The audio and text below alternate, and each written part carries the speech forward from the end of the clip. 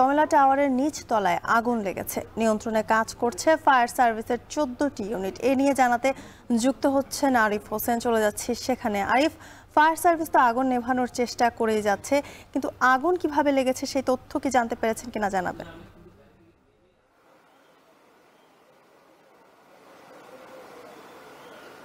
জ্যোতিকা, এখন পর্যন্ত আগুন কিভাবে লেগেছে সে বিষয়টি সুনিশ্চিত করে বলতে পারেনি ফায়ার সার্ভিস। এছাড়া আমরা এখানে যারা ভবনে ছিলেন, যারা প্রত্যক্ষদর্শী ছিলেন, পরবর্তীতে ভবনের বিভিন্ন ফ্লোরে যারা ছিলেন, আমরা তাদের কাছেও জিজ্ঞেস করেছি, তারাও কেউ বলতে পারেনি কিভাবে আগুন লেগেছে। তবে প্রাথমিকভাবে ধারণা করা হচ্ছে শর্ট সার্কিট থেকে আগুন লাগতে পারে।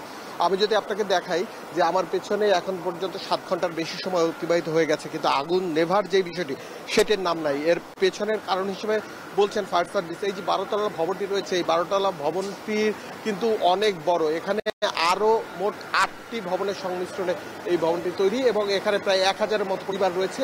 এই ভবনটির বেসমেন্টে যেখানে এখন আগুন রয়েছে সেখানে প্রচুর পরিমাণ ঝুট রয়েছে। এই যে ঝুটের ব্যবসায়ীরা সেখানে ছোট ছোট করিডোর করে তারপরে ঝুটের যে অবশিষ্টাংশ সেটি হলো যে তারা সেখানে রাখতেন, যার ফলে এখানে আগুন নিয়ন্ত্রণের যে ব্যাপারটি সেটি কিন্তু দুর্বিষহ হয়ে পড়ছে।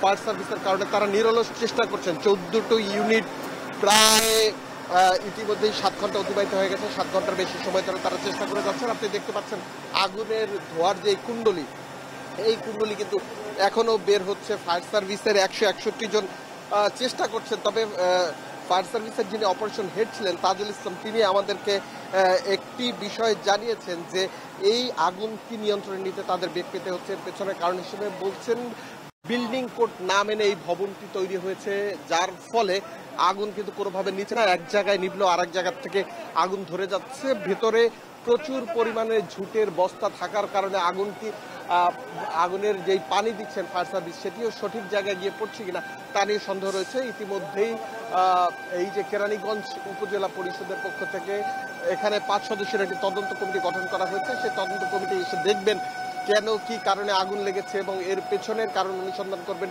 বিল্ডিং কোড মেনে এই ভবনটি তৈরি হয়েছে কিনা সেই জিনিসগুলো তারা নির্ধারণ করবেন। তবে এখন পর্যন্ত আগুন জ্বলছে এবং ফায়ার সার্ভিসের 14টি ইউনিট 161 জন এই আগুন নেভানোর জন্য চেষ্টা করছেন। জ্যোতিকা।